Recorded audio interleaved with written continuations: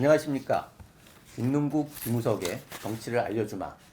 오늘은 야당 지금 김종인 비대위 체제에 대해서 또 한 말씀 나누는 게 균형상 맞을 것 같아가지고 그 말씀을 나누겠습니다. 사실은 지금 뭐 뉴스에 보면은 다 이게 뭐 여권 중심의 기사들이 많이 나오는데 그럼에도 불구하고 야당이 일정 정도 움직임이 있고 특히 김종인 비대위원장이 여러 가지 시도를 하고 있는데 내부에서는 또 여러 가지 목소리가 들리고 있습니다. 그런 면에서 우리가 이 부분은 뭐 카운터파트가 항상 있어요. 그러니까 정치는 균형과 조화 이런 게 중요한 거니까 야당에 대해서 일정 정도 관심을 갖는 게 필요하겠다 싶어가지고 말씀을 드리는데요. 사실 왜 이 시점에 이 얘기를 하느냐 하면 사실 김종인 체제를 세 단계로 나눌 수 있습니다. 첫 번째 단계는 총선 패배 이후에 그 폭망한 상황을 어떻게 수습하느냐라고 하는 그런 미션을 가지고 1단계를 했는데 그게 정기국회 전까지입니다. 그래서 그때 여러 가지 했죠. 뭐 당명도 바꾸고 정강 정책도 바꾸고 당색도 지금 거의 바꾸는 그 마지막 단계 가고 있고 그런 상황에서 일단 1단계 마무리를 하는 것 같고요. 2단계는 정기국회 준비 상황인데 사실은 이때는 김종인 비대위원장보다도 주호영 원내대표의 시간이라고 보여집니다. 그래서 1단계에서 당을 추스리고 그 다음에 2단계에서 격전을 치르는 거죠. 여당과 야당이 국회 안에서. 그래서 국회 내에서 일정 정도 존재감을 보이는 게 필요하다. 그래서 이런 서포트 역할을 할 것 같고요. 그 다음에 세 번째 단계가 정기국회 끝나고 내년 재보선을 준비하는 단계입니다. 이때는 다시 김종인 비대위원장의 시간이 될 것 같습니다. 그래서 이 부분에 대해서 우리가 좀 논의하는데 우선은 1단계 일단 지나갔고 여기에 대해서 여러 가지 평가들이 있는데 우리 김용규 대표님께서는 1단계 보시면서 어떤 생각이 드셨어요? 어쨌든 간에 그 박근혜 대통령 탄핵 이후에 네. 정말 이 끝을 모를 정도로 추락했잖아요. 네. 이렇게 보수 야당이 이렇게 저렇게 당명도 바꾸고 비대위에서 온갖 그 노력을 나름대로는 다 했지만 네. 뭐 당은 분당되고 또 합당되더라도 국민의 지지를 받지 못하고 제가 늘 이야기하는 게 비호감도 70%인 정당이다. 이게 젊은 층들한테. 이 문제를 해결하지 않고서는 제 보수 정당이 미래가 없다고 저는 이렇게 봤죠. 그런데 이제 그 부분에서 마지막 이제 총선 패배까지 지금 21대 총선 이게 마지막이 될지 안 될지 모르겠지만 거기까지 이제 그 저점을 찍었다 이야기할 수도 있는데 이게 이런 정도로 어떤 국회의원 의석수가 차이 난 경우가 좀 드물죠. 이게 제 기억에 거의 없는 것 같아요. 그죠? 유신 때나 그게 이제 어떤 면에서는 소선거구점에 그런 측면도 있죠. 뭐 지지율 차이는 뭐 49대 41 한 8% 차이인데 의석수는 뭐 엄청난 거죠 이게. 예. 지난 2004년도 탄핵 역풍 때 50석밖에 안 되겠다 하는 당을 당시에 그 한나라당을 박근혜 네. 비대위원장이 이제 122석까지 이제 끌어올려서 선거 이왕이다 봤는데 그때 122석이었어요. 근데 이번에 103석인가 이렇잖아요 이게. 예. 그래서 이 완전히 이제 뭐 수도권에서는 뭐 전멸되다시피 했고 그래서 과연 저 야당이 새롭게 뭔가 할 수 있을 건가 이렇게 봤는데 정권을 요구하면서 처음에 약간 갈등도 있고 뭐 그런 과정도 거쳤지만 드디어 김종인 그 비대위원장이 다시 등장을 했어요.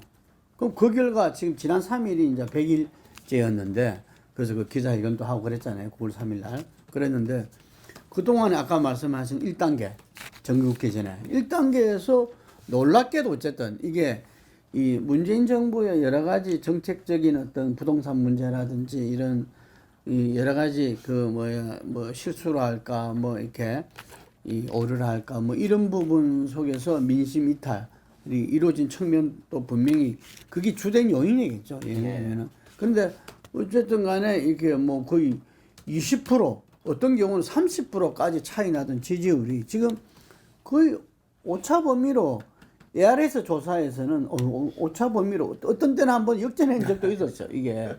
예. 그리고 이 전화 면접 조사에서는 한 10% 정도 이렇게 차이 나는 걸로. 그러니까 이 보통 우리가 선거 말고 일상 시기에는 여야의 차이가 10% 정도 차이 나는 게 이게 항상 통상적인 겁니다. 이게. 그래서 그 통상적인 어떤 야당의 지지율로 돌아왔다. 이거는 저는 대단한 거라고 봅니다. 이게서 우리가 그 원인이 금방 이야기한 그 문재인 정부의 반사 이익이 주된 거지만 어쨌든 간에 이 그 지지율을 갖다가 회복한 것은 상당히 우리가 의미 있게 봐야 된다. 네. 그 김대중 조선일보 김대중 주필 같은 경우는 이렇게 말하더라고요. 그걸 본인의 어떤 성과, 지금까지 본인의 그 노선과 정책의 성과로 봐서는 안 된다. 이거는 정말 그렇게 좋아하고 기대하지 않지만 그 어떤 존재는 필요한 자기들의 보수의 가치를 갖다가 좀 이렇게 제대로 세우고 나갈 어떤 존재가 필요하기 때문에 거기에 대한 어떤 이 기대 요구로서 간 거지.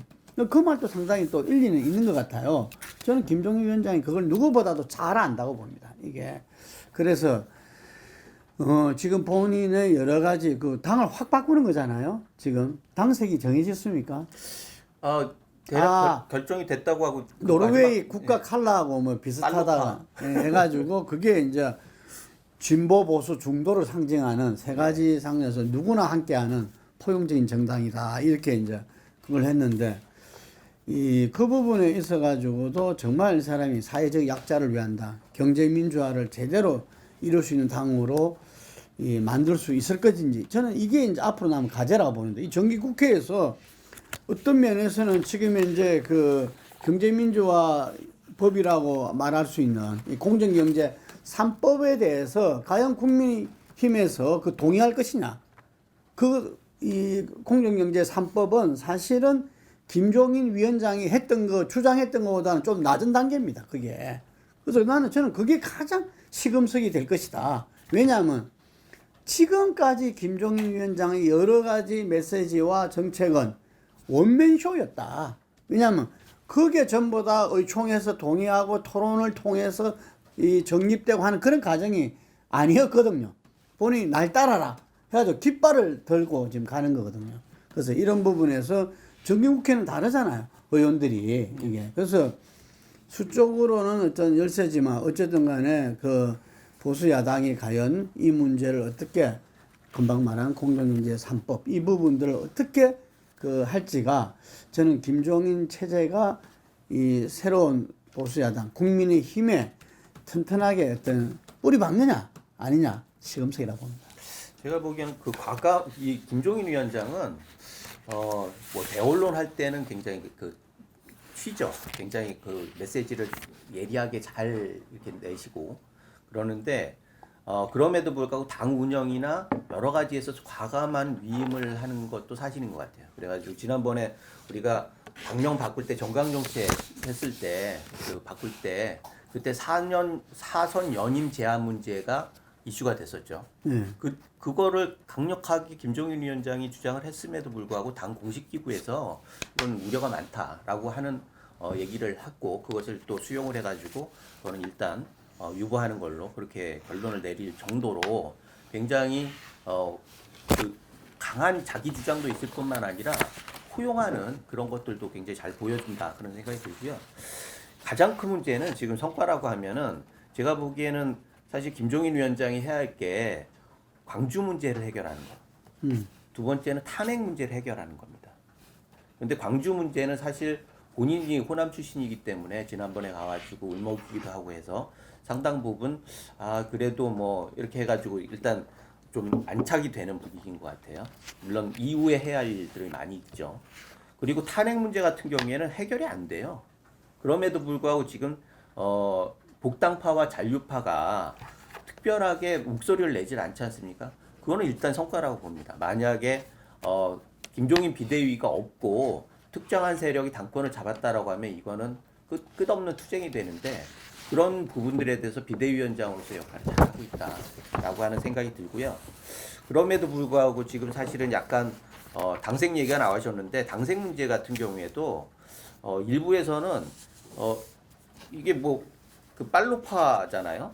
제가 보기에는 예전에 계급 그 콘서트에 빨로파라고 하는 프로를 재밌게 본 적이 있었는데 그때 보면은 약간 그 어설픈 조폭들이 나와가지고 뭐 이렇게 그 귀엽게 이렇게 하는 부분들이 나오는데 그럼에도 불구하고 당내에서는 간색을 쓰는 거에 대해서 비판들이 많이 있었습니다. 사실 간색이라고 하는 거는 뭐 논어에 나오는 그런 거죠. 간색을 멀리하고 적나라 음악을 멀리해야 한다. 그거는 선명한 빨간색본을 해치는 거다. 뭐 이런 얘기를 하는데 사실은 선명하게 자기 색깔을 보여주는 건 굉장히 의미가 있고 사실 유명한 프로축구단 같은 경우에는 축구 클럽 같은 경우에는 대부분 아주 원색을 하나를 딱 정해가지고 쓰거든요. 우리나라 같은 경우에도 파란색 삼성 뭐 이렇게 해가지고 쓰지 않습니까? 그런 걸 봤을 때는 상당 부분 원색을 하나를 정하는 건 의미가 있다. 그런데 지금 말씀하시는 거 보면은 분홍색 쓸 때도 그랬어요. 분홍색은 밀레니얼 핑크 해가지고 젊은 층들을 좀 공략하고 싶다라고 하는 의지가 있었다면 이번 거 같은 경우에는 말씀하신 대로 진보 중도 보수를 다 아우른다라고 하는 의미 부여를 했는데 이런 의미 부여를 진정성 있게 국민들한테 다하게 할 수 있느냐가 관건인 것 같습니다. 그래서 이미 한 가지 색깔을 쓰는 건 한계가 있다라고 하는 공감대는 당내에 있는 것 같아요. 그럼에도 불구하고 이게 너무 새로운 거니까 이게 가능할까라고 하는 그런 부분들이 있을 것 같아서 여러 사람들이 약간 이게 모험 아니냐라고 하는 얘기를 하고 있는 거죠. 그런데 본질은 역시 이번 총선 그 1단계는 그런 정도로 잘 맞췄어요. 문제는 2, 3단계에서 어떻게 해야 할 건데 핵심은 2단계 같은 경우에는 원내대표가 원내 그거를 총괄하니까 움직이니까 대여 투쟁은 원내대표가 지금 총대를 메고 갈 겁니다. 문제는 그때 김종인 비대위 체제가 무엇을 할 것이냐라고 하는 부분인데 가장 중요한 건 제가 보기에는 재보궐선거의 후보들을 어떻게 런칭시키느냐의 문제예요. 그래서 결과적으로 그 후보들을 중심으로 해가지고 재보궐선거를 승리해내느냐라고 하는 게 모든 결론이 나고 성과가 될 것 같아서 이 부분에 대해서는 지금부터 정말 치밀하게 잘 준비해야 한다라는 생각을 하게 됩니다. 네, 그 부분에 있어가지고 최근에 이 김종인 위원장이 약간 입장 변화시키는 말들이 나왔어요. 본래는 기존의 대선 출마한 사람들은 대선 주자에서 제외한다. 필요 없다. 이랬는데 그 부분을 철회하고 다양한 세력을 통합하겠다. 이렇게 이제 이야기를 바꿨어요. 그러면서도 100일 기자회견에서 안철수 서울시장 후보에 대해서 계속 질문하니까 이거는 지금 오늘 내 기자회견장인데 왜 안철수를 자꾸 묻느냐고 짜증을 냈다고 그러더라고요. 그리고 이제 두 번째가 아까 말씀하신 강조와 탄핵이라 그랬는데 그 탄핵 부분 지금 국민의힘이 뿌리는 가자면은 민자당, 신한국당 뭐 이렇게 다 오는 거 아닙니까? 그래서 5.18 특별법을 만든 게 김영삼 대통령이잖아요, 이게. 그렇기 때문에 그 문제는 제가 볼 때 일부 그때 극소수의 어떤 사람들 외에는 그걸 공개적으로 인민군이 내려왔다 이야기하는 사람들은 없었죠. 그래서 그 문제는 정리할 수 있는데 탄핵 문제는 이게 이 현재의 이 정치 세력하고 자기 당세하고도 상당히 연관돼 있잖아요, 이게. 맞습니다. 말하자면 정말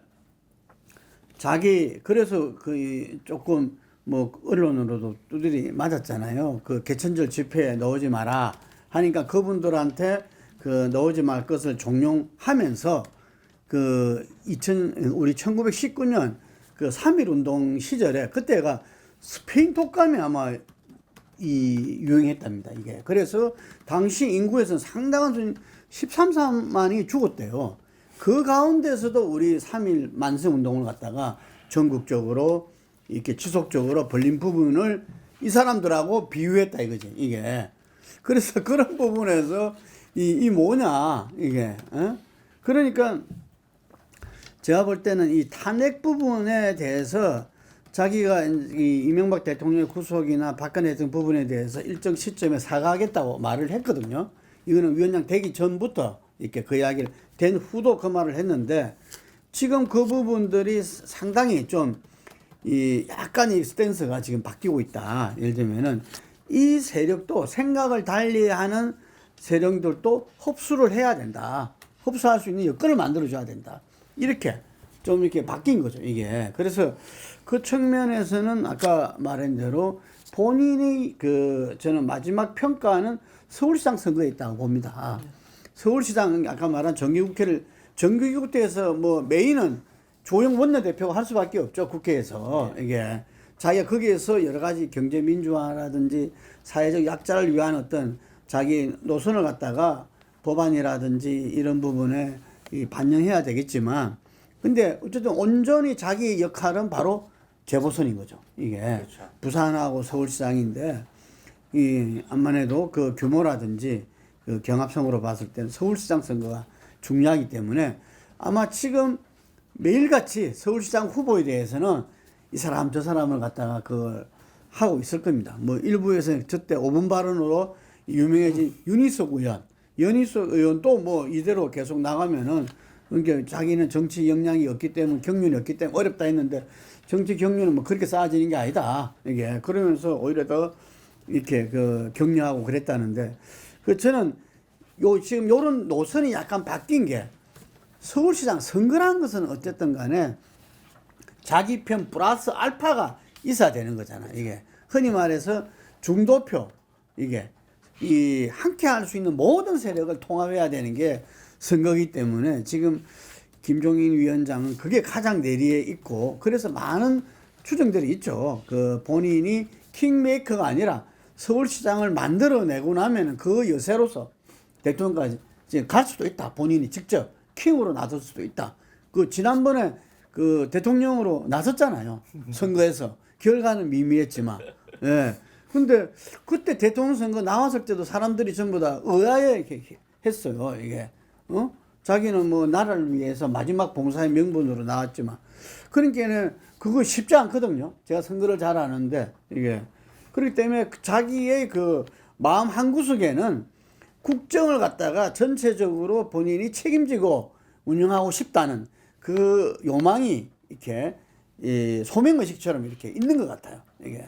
그래서 이 킹메이커냐 킹이냐 이게 중요한 게 아니라고 보여지고 그 부분들을 갖다가 함께하고 만들어낼 수 있는 후보가 있으면 자기가 가겠지만 그렇지 않으면 본인이 해결하겠다는 이런 마음이 있는 걸로 저는 알고 있는데 그래서 어쨌든 간에 이래 하든 저래 하든 서울시장 선거가 분수령이 될 수밖에 없다. 이게 네. 그래 봅니다. 맞습니다. 지금 뭐 그 말씀하신 거 100% 동의하고요. 사실은 뭐 지금 가장 큰 문제는 탄핵 문제를 해결할 수가 없다라고 하는 건데 그거는 깃발이 없기 때문이죠. 야당에 하나의 목표가 서가지고 공동의 목표가 있다라고 모일 수 있는데 다 일단은 뭐 자기 진영을 위해서 지금 싸고 있으니까 그래서 중요한 게 지금 말씀하신 서울시장 선거입니다. 서울시장 선거에서 희망을 보여주고 미래 지도자를 만들어낼 수 있다면 이 부분은 어느 정도 해결이 된다고 생각하고 제가 보기에는 뭐 요새 김종인 망언 뭐 이렇게 얘기하셔가지고 제가 검색을 해봤어요. 그랬는데 아까 말씀하신 그 얘기가 나오더라고요. 네, 3.1운동. 네. 그런데 뭐 제가 생각하기에는 이건 전형적인 말꼬리 잡기입니다. 실제적으로 지금 여가 됐건 야가 됐건 광화문에 사람들이 많이 모여서 이거 코로나를 전파시키는 걸 막는 게 지금 급선무잖아요.